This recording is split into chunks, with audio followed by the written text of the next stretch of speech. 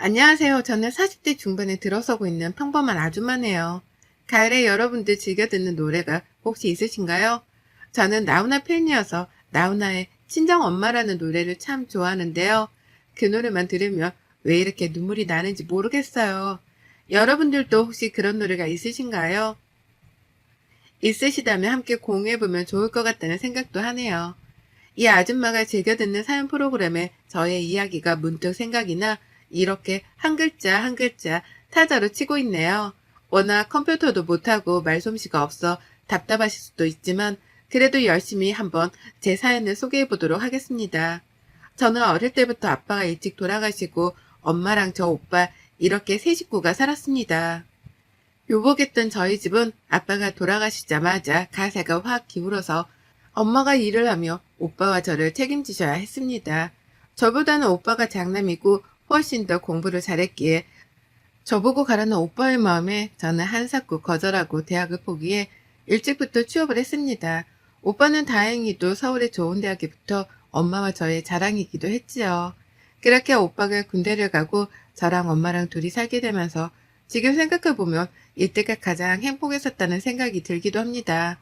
둘이 사니 제가 벌어오는 돈만으로 풍족하진 않지만 먹고 싶은 걸 먹을 수 있고 엄마와 주말에는 가끔씩 여행도 다니며 오빠는 결혼해야 되겠지만 저는 엄마랑 살아야겠다는 다짐을 하기도 하였습니다. 그러다 저는 사귀던 남자친구와 원치 않는 임신을 했네요. 그때만 해도 지금처럼 혼전 임신이 많이 없었기에 지우려고도 생각했지만 엄마는 그러는 거 아니라고 하면서 엄마가 도와줄 테니 꼭 낳으라고 용기를 주셨으며 시댁에서는 잘난 아들 앞게 막는다며 반대를 참 많이도 하셨지요. 저희 집에 찾아와서 아이를 지우라고 난리도 치고 그때마다 울면서 이렇게까지 결혼을 해야 하나 싶기도 했습니다. 하지만 뱃속에 우리 아이를 생각하며 그런 시댁이어도 아빠 없는 자식을 만들지 말자라는 생각으로 결혼을 했고 번갯불 콩고 먹듯이 결혼식을 올리고 시댁에서 얻어준 작은 신축 빌라에서 신혼살림을 시작했습니다. 남편은 저와 다르게 좋은 대학 나와 유학까지 결정되어 있었지만 아기가 생기는 바람에 대학교를 졸업하자마자 취업을 해야 하는 상황이었지만 시댁에서 남편이 공무원 시험을 꼭 봐야 한다면서 생활비를 줄 테니 남편 공부하는데 방해하지 말라고 하더군요. 저는 임신기간 내내 먹고 싶은 음식도 제대로 먹지 못하고 잠 한 번 푹 자지 못했습니다. 아침마다 전화 오는 시어머니에 남편 아침 챙겨줬니? 라는 물음에 대답해야 했기에 늘 새벽같이 나가는 남편의 밥을 챙기고 조금 쉬려고 하면 시댁으로 와서 집안일 좀 도우라고 하는 시어머니의 시집살이에 한시도 쉴 수가 없었습니다. 남들은 임신하며 몇십 킬로씩 살이 찐다는데 저는 너무 찌지 않아서 오히려 병원에서 이렇게 되면 출산하는데 힘들 수 있다고 많이 먹으라고 할 정도였으니까요. 임신 기간을 거치고 출산을 하던 날에도 제 옆에 있었던 건 저희 친정 엄마였습니다. 오랜만에 만난 엄마는 저의 모습을 보고 한참을 뒤돌아오셨어요. 너무 말라버린 제 모습이 안쓰러워 집에서 바리바리 미역국이랑 반찬을 싸와 출산하던 날 그 미역국을 먹으면서 울었던 생각이 나네요. 저는 조리원도 가지 못한 채 집에 와서 산후조리를 해야 했고 다행히도 친정엄마가 도와주셔 2주 동안은 참 행복했습니다. 본격적인 육아를 시작하면서 남편은 아이가 울면 밖으로 나가고 친구들과 만나 공부도 안 하고 술 마시고 늦게 들어온 날도 많았습니다. 그럴 때마다 잔소리를 하면 그럴 거면 아이를 왜 낳았느냐면서 저를 타박하기 일쑤였고 시댁도 마찬가지였습니다. 그렇게 아이가 조금 커 어린이집에 가면서 조금은 숨통이 트이기 시작했고 남편은 거의 4년을 넘게 공무원 시험 준비를 하며 떨어지는 바람에 선배 회사에 취직하기로 결정을 하였습니다. 그럴 때마다 남편은 늘 술 마시고 하는 레파토리가 있는데요. 저를 만나 자기 인생이 잘못됐다고 늘 한탄하는 거였어요. 자기는 탄탄대로로 갈 수 있는데 저와 아이가 생겨서 그렇게 되었다고요. 그런 말을 들을 때마다 지금은 아이가 아직 어려 잘 이해하지 못하겠지만 더 커서 이런 말을 들을 때 얼마나 마음이 아플까 싶어 밤에는 숨지겨 운 적도 많았습니다. 남편은 회사에 다니기 시작하면서부터 외박이 잦았고 그런 날에는 아이와 저 둘이 집에 늘 있었습니다. 오랜만에 친정이라도 가려고 하면 시어머니는 어딜 친정을 가냐며 저를 못 가게 하곤 하셨습니다. 그렇게 철장 없는 감옥살이를 하던 어느 날 시댁에 저번에 두고 왔던 아이 물건이 생각나 시어머니께 전화를 드렸지만 받지 않기에 필요한 물건이라 빠르게 시댁으로 갔습니다. 띵동 누르고 기다리는데 시어머니가 나오더군요. 당황한 얼굴로 저를 보시더니 이 밤에 무슨 일이냐며 아이 데리고 왜 밤에 돌아다니냐며 타박을 하시더라고요. 저는 아이 물건을 두고 갔는데 필요해 왔다 말씀드리고 들어가려는데 지금 집에 손님들이 와 있다고 다음에 와서 가져가라고 하시더군요. 지금 필요한 거다. 그럼 그것만 가지고 가겠다 하니 갑자기 저에게 이런 말씀을 하시더군요. 지금 들어와봤자 좋을 게 없을 텐데 그럼 들어오던가 라고요.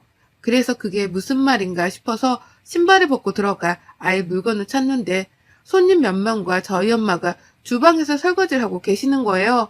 너무 놀라 엄마! 라고 부르니 엄마가 갑자기 너무 깜짝 놀라서 그릇까지 놓치셨더라고요. 왜 여기에 있어? 나한테 말도 없이 우리 시댁에 왜? 라고 물으니 엄마는 아무 말도 못하고 있고 시어머니는 저에게 코웃음을 치며 말하더군요. 아, 내가 저번에 너네 집에서 사돈 요리 먹어보니 너무 맛있더라고. 그래서 집에서 요새 쉬신다길래 우리 집에서 가끔씩 요리해주면 어떨까 싶어서 돈도 넉넉하게 드린다고 했고 뭐 서로 좋잖아? 나는 맛있는 음식 먹어서 좋고 사돈은 돈 벌어서 좋고 얘 원래 남의 집 살림보다 가족 살림이 낫잖니? 라고요. 엄마는 시댁에 한 달 전부터 와서 파출부를 하고 있었고 그런 사실은 저는 아무것도 모르고 있었습니다. 남편도 아냐고 물으니 당연히 안다고 내가 말없이 그랬겠냐고 하시더라고요. 돈도 다른 것보다 넉넉하게 주는데 뭐가 문제냐면서 오히려 시어른한테 대든다고 저에게 몰아붙이는 시어머니의 얼굴을 보는데 식탁 위에 있던 맥주잔을 들어 그대로 시어머니에게 뿌렸습니다. 아무리 내가 하찮더라도 그래도 사돈되는 분에게 자기 살림을 시키다니요. 그것도 남편이 알고 있다는 사실 자체가 저에게는 여기에 있을 이유가 없더군요. 그렇게 맥주를 뿌리니 시어머니는 소리치면서 제 뺨을 짝하니 때리며 얘가 어디서 근본 없는 게 들어와가지고 애기 생겼다고 파줬더니 어디서 너 배운 교육이니? 너네 엄마한테 그렇게 배웠니? 하기야 너나 네 엄마나 수준이 알만하다. 내가 돈을 안 줬니 뭐랬니? 그냥 니네 엄마 음식 잘하고 일 구한다길래 우리 집에서 일해보라고 한 것뿐이고 너한테도 말할까 했지만 우리 아들이 말하지 말래서 안 했다. 근데 어디서 지금 그딴 행동을 해? 미쳤어? 라고요. 지금 저랑 저희 엄마한테 이렇게 하신 거 나중에 두고두고 후회하실 거예요. 나는 말 한마디를 하고 저는 곧장 집으로 달려갔습니다. 제 짐을 몽땅 캐리어에 있는 대로 아이 짐과 제 짐을 꾸겨놓고 나가려는데 남편이 들어오더군요. 너 니네 집에서 우리 엄마 일하는 거 알았어? 나도 며칠 전에 알았어. 아는데 왜 안 말리고 나한테 말도 안 했어? 뭐하러 말해. 나도 장모님한테 하지 말라고 했는데 괜찮다고 사돈댁 도와주면 우리 딸이 이쁨 받고 좋지 않겠냐면서 그러시는데 내가 그럼 뭐라고 말해? 지금 그것 때문에 집 나가려고 짐을 싼 거야? 너도 참 너다. 입장 바꿔서 니네 엄마가 우리 집에서 식모하면 좋겠냐?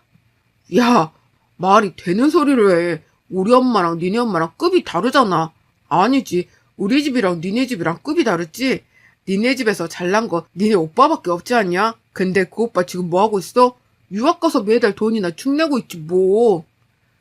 너 더 이상 나랑 우리 애기 찾지 마. 네가 말한 대로 네 앞에서 사라져 줄 테니 너랑 니네 엄마 얼마나 잘 사는지 두고 보자. 아이고, 그러면 내가 무서워서 제발 가지 말라고 하게? 제발 나는 네가 네 발로 나가기를 바랬어. 나가서 좋은 사람 만나 살아? 양육권, 친권 다 포기할 테니. 그 뒤로 양육권, 친권 포기각서 위자료 받고 양육비 없이 이혼을 했습니다. 처음에 이혼하고 나서는 어떻게 살아야 할지 막막했습니다. 당장 가진 돈도 없었고 아이도 어렸고요. 그러다 엄마가 저에게 통장 하나를 건네주셨습니다. 그 통장에는 아빠가 돌아가셨을 때 엄마가 우리가 없더라도 잘 살 수 있도록 노후자금이 들어가 있는 통장이었는데요. 이걸로 저에게 하고 싶은 거 하면서 살라고 건네주더라고요. 어떻게 이걸 쓰냐고 펑펑 울었지만 엄마는 제가 행복한 게 가장 행복하다면서 뭐라도 시작하라면서 건네준 통장으로 엄마와 저는 조그마한 한식집을 냈습니다. 처음에는 동네에 있는 상가에서 아침, 점심 장사를 시작하면서 단골들이 생기게 되고 엄마의 음식을 좋아하는 손님들이 점점 늘어나면서 저희는 그렇게 조금씩 매장을 늘려갔습니다. 그러다 한정식 전문점을 차리게 되었고 지금은 3개 정도 운영을 하고 있는 상태입니다. 저희 아이 또한 아빠 없는 삶에서 돈의 여유라도 주고 싶어 시작했던 일이 다행히도 잘 돼 아이가 하고 싶은 거, 사고 싶은 거 다 해주면서 살았던 날들이 벌써 이렇게 시간이 지나갔네요. 단칸방에서 시작했던 우리는 이혼하고 난 뒤 원룸에서 투룸으로, 투룸에서 쓰리룸으로 지금은 경기도 40평대 아파트에서 엄마, 저, 우리 딸 이렇게 셋이 살고 있네요. 저는 본종과 2곳을 옮겨 다니며 일을 하는 중이고 저희 엄마는 이제 조금은 쉬시고 있는 상태입니다. 그날따라 엄마가 가게에 나와보신다고 해서 예약건이 많아 응대하고 있는 찰나에 엄마의 지인분이 오셨다고 인사하러 같이 가자고 하시더라고요. 친한 지인분이라고 하길래 저도 함께 인사를 드리러 갔다가 룸에서 나오는데 정말 낯익은 얼굴이 보이더라고요. 단 한 번도 잊지 않았던 얼굴인 바로 전 시어머니였어요. 저랑 저희 엄마를 처음에는 못 알아본 것 같은데 제가 똑바로 쳐다보니 갑자기 생각이 났다는 듯 쳐다보더라고요. 근데 자기 지인과 저희 엄마가 인사를 하니 놀랐겠죠. 뻔뻔하게 저희 앞으로 걸어오더니 그 지인에게 자기야 누구야? 라고 물어보더라고요. 그분은 여기 나랑 친한 언니. 내가 예전에 말했잖아. 한정식집 크게 하는 큰손. 바로 이 언니야. 그 한정식 크게 한다는 사람이 지금 이 사람이라고? 그렇다니까. 언니가 음식 솜씨가 워낙 좋아서 내가 여기 음식을 못 끊잖아. 하고 웃는데 전 시어머니 표정이 굳어지더라고요. 저희 엄마는 그럼 잘 먹고 가시라고 하고 저도 그 뒤로 휙하니 나왔어요. 정말 한순간도 잊지 않았던 얼굴인데 여기에서 마주치니 사실 좀 놀라기도 했습니다. 그리고 그 다음날 매장에 나가 예약건들을 확인하는데 누군가 저를 찾아왔다고 보니 전 시어머니더라고요. 참 웃기죠? 잠깐 이야기하자는 말에 조용히 룸으로 들어가 대화를 했습니다. 무슨 일이세요? 우리의 손녀 잘 지냈지? 네? 손녀요? 무슨 말씀이세요? 제가 이혼할 때 위자료 한 푼 없이 나가는 조건에는 친권, 양육권 모두 다 포기한다고 했고 자식이라고 생각하지 않겠다고 손녀라고 생각하지 않겠다고 한 건 어머님이랑 남편이었어요. 이제 와서 손녀라니. 그런 말 입에 올리지 마세요. 그래도 피는 못 속이지. 내 손녀 내가 물어본다는데. 알겠고요. 찾아오신 용건부터 말씀하세요. 너 언제 이렇게 매장을 다 차렸니? 그거야 제가 일일이 대답할 건 아니잖아요. 본론만 말씀하세요.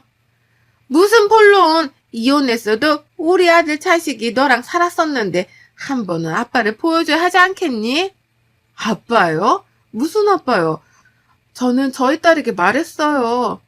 아빠는 없다고요. 그 사람에게도 전해주세요. 다른 사람 만나 행복했으면 좋겠다고요. 저 오늘 매장이 바빠. 그만 먼저 일어날게요. 빨리 가주시기를 바래요. 하고 먼저 일어났어요. 갑자기 시어머니가 저렇게 나오는 이유를 모르겠어 주변에 수소문을 해봤습니다. 몇 년 동안 전 남편 소식조차 듣지 않아 차단했는데 알아보니 전 남편은 다니던 회사에서도 여러 문제를 일으켜 잘리고 전 시댁은 시아버지가 보증을 잘못 써 살던 집까지 넘어가 지금 좀 힘들어졌다고 하더라고요. 그래서 자기도 소식을 잘 모른다고요. 전 시어머니 속셈을 알 것도 같았죠. 또 오겠지 싶었지만 아니나 다를까 또 찾아온 시어머니와 전 남편 정말 기가 차더라고요. 매장에서 직원들도 있고 이야기하기 어려워 근처 카페에 가서 대화를 하는데 가관이었어요. 자기야 잘 지냈어? 나야. 우리 딸 잘 있지? 나는 딸이 너무 보고 싶어. 정말 미치는 줄 알았어. 야 연기하지 마. 본론만 말해. 아니 왜 그렇게 말해. 나 우리 딸 한 번만 보고 싶어서 왔어. 엄마가 너랑 장모님을 마주쳤다길래 너를 아무리 찾아도 알 수 없고 아는 애들도 없어서 내가 너를 얼마나 찾았는데. 나는 너랑 너네 엄마한테 우리 딸 보여줄 생각 없고 앞으로도 없으니 더 이상 찾아오지 마. 한 번 더 찾아오면 이번에는 이렇게 안 끝나? 얘 너는 무슨 말을 그렇게 하니? 어떻게 자식과 부모의 연을 끝낼 수가 있어? 그러지 말고 한 번만 애 데리고 나와봐. 우리가 걔를 뭐 어떻게 하는 것도 아니고. 제가 지금 그쪽들 속셈 뻔히 모르는 거 아닌 거 아는데 연기를 하시려면 좀 제대로 하세요. 너무 심하잖아요? 무슨 연기를 말하는 거니? 지금 제가 돈 좀 버는 것 같으니 저에게서 뭐라도 떨어질까 이러시는 것 같은데 착각하지 마세요. 우리 딸은 그쪽들 만날 일 없으니 계속 찾아오셔도 소용없어요. 하고 일어나서 나가는데 시댁에서 당했던 그 악몽들이 떠올랐습니다. 잊고 살았다고 생각했는데 가장 힘들었던 때 그 사람들을 만나니까 정말 힘들었습니다. 내가 우리 딸도 아빠가 보고 싶은데 나 때문에 그러는 건가 싶기도 했어요. 그렇게 고민하고 나서 엄마에게 물어봤어요. 과연 아빠가 있다는 걸 말해주는 게 나을지요. 엄마는 그래도 아빠가 있다는 건 말해주는 게 어떻겠냐고 하시더라고요. 딸에게 잘 설명한 뒤 전 남편과 전 시모를 딸에게 이야기해주기로 마음을 먹었습니다. 그렇게 처음 만난 아빠를 보니 딸은 어색해 하더군요. 애기야, 할머니야. 할머니가 얼마나 우리 손녀가 보고 싶던지. 우리 딸, 아빠야. 아빠가 우리 딸이 너무 보고 싶었어. 셋이 만나는 동안 저는 딴 자리에 앉아 생각에 잠겼습니다. 이제 집에 가려고 이야기하는 순간 갑자기 저보고 오늘 우리 집에 가서 같이 있으면 어떻겠냐 하더군요. 딸이 어떻게 사는지 궁금하다고요. 저희 딸도 자기 방을 아빠랑 할머니께 보여주고 싶다 하도 말하니 엄마가 친구들이랑 여행에 가셔서 그럼 잠깐만 들어갔다 가라고 말한 후 집으로 갔습니다. 집으로 가니 자기네 집인 마냥 곳곳을 살피더군요. 그러더니 이번에는 집에서 꼭 자고 가겠다고 이야기를 하는데 정말 너무 뻔뻔하지 않나요? 자꾸 딸을 앞세워 저에게 이야기를 하라고 하는 것 같은데 처음에는 너무 화가 났지만 그래도 천류는 끊을 수 없다길래 손님방을 내어줬습니다. 그렇게 아침이 되었고 같이 넷이 앉아 식사를 하는데 갑자기 전 시모가 저에게 우리 이렇게 가족이 다시 되는 거야? 라고 하는 거예요. 먹던 밥이 튀어나와. 아니 도대체 무슨 말씀을 하시는 거예요? 저는 그럴 일 1%도 없고요. 다만 저희 딸이 자기를 낳아준 아빠가 어떤 사람인지 나중에도 궁금해할 것 같아서 만난 것뿐이지 그 이상 그 이하도 아니니까 김칫국 마시지 마세요. 라고 했습니다. 남편은 제발 자기야 우리 합치자. 내가 잘할게. 그때 내가 너무 어려서 미쳤었나 봐. 우리 딸을 보니 정말 나 다른 곳에 못 갈 것 같아. 내가 더 잘할게. 엄마도 정말 미안하다고 했어. 그래, 야, 내가 그때 정말 미안하구나. 사돈에게도 내가 정말 사과를 하고 우리 다시 여기서 잘 지내보자. 아가야, 내 며느리가 되어주면 안 되겠니? 하며 헛소리를 하는데 아무 말도 안 하고 저는 가만히 있었습니다. 그들은 저보고 긍정의 의미냐면서 좋아하는 순간 번호키를 누르고 들어오던 소리에 저보고 누구 올 사람이 있어? 라고 물어보더라고요. 그래서 대답했어요. 네, 저랑 곧 결혼할 사람이요. 라고 말했죠. 그랬더니 둘 다 순간 놀라 벙 찌더라고요. 저의 애비 남편이 들어오자 저희 딸은 아빠 하면서 달려갔고 애랑이 딸을 안아주더라고요. 시어머니와 남편은 이게 무슨 소리냐면서 놀라길래 그대로 설명해 드렸어요. 말 그대로 제 남편이요. 아니지, 애비 남편이요. 그리고 저희 딸의 아빠요. 무슨 소리야, 아빠는 나지. 너였지. 너였는데 네가 포기했잖아. 다신 보지 않기로 다 서류 써서 제출했잖아. 도대체 무슨 소리야? 아니, 그땐 그랬지만 이제는 잘한다니까. 네가 결혼할 거면 딸은 놔주고 결혼해. 너 진짜 콩밥 한번 먹어보고 싶어 이래? 아, 맞다. 네가 지금 서류 놓고 기다리는 회사 있지? 네가 그걸 어떻게 알아? 그게 왜? 그 회사에 못 갈 것 같아. 그 회사 우리 남편이 사장이야. 라고 했더니 전 남편의 얼굴이 정말 새빨개지더라고요. 이 사람에게 이야기 많이 들었습니다. 죄송한데 이렇게 찾아오시는 거 주거 침입죄에 해당될 수 있어요. 저희 이번에 결혼식 올리는데 2분 초대하고 싶네요. 저희 부모님도 많이 뵙고 싶어 하시고요. 참 궁금해 하셨거든요. 수준 이하의 사람들은 어떤 사람인지요. 무슨 이야기인지 아셨으면 더 이상 찾아오는 일 없었으면 합니다. 다시 찾아오면 그때는 경찰서에서 배워야 할 것 같네요. 전 시어머니와 남편은 그대로 주저앉아 멍을 때리고 저는 경찰 불러서 나가라고 하기 전에 나가라고 했어요. 그리고 말했습니다. 내 딸이 그래도 자기를 낳아준 아빠가 어떤 사람인지 살아가면서 궁금해할 것 같아서 온정을 베풀었는데 너랑 너네 엄마라는 사람은 끝까지 수준이야의 사람이라는 걸 알았어. 그리고 어머님, 제가 그랬죠? 그때 그 일 반드시 기억하고 있었다고요. 오갈 곳 없어서 일할 데 없으시면 저희 매장에 주방임으로 써드릴게요. 돈은 당연히 많이 드리고요. 생각 있으시면 연락하세요. 라고요. 그렇게 전 시댁과 저의 인연은 완전히 끝이 났습니다. 제가 혼자 사는 것 같아 보이니 만만했던 것 같아요. 그러니 다시 합치려고 수작 부렸지만 그거는 말이 안 되는 이야기인 거잖아요. 수준 이하의 사람들이니 수준 이하로 대해줬으니 더 이상 찾아오지 않겠지요. 그렇게 저는 오랫동안 마음속에 품어왔던 감정을 보내주었습니다. 저희 애비 남편은 저희 친정엄마가 소개해준 사람이에요. 오랫동안 단골로 왔던 부부가 있었는데 그 부부와 엄마가 연을 잘 맺어 저와도 이렇게 인연이 닿았답니다. 알고 봤더니 굉장한 재력가의 집안이었던 저희 시댁은 정말 검소하시고 늘 배려하고 이해하는 삶이 가장 행복하고 윤택한 삶이라고 말씀하시거든요. 그 삶의 목표를 이어받아 저도 이제 남편과 저희 딸과 엄마와 행복하게 살고 싶습니다. 저의 새 출발을 응원해 주실 거죠? 여러분의 생각은 댓글로 남겨주세요. 오늘도 시청해 주셔서 정말 감사합니다.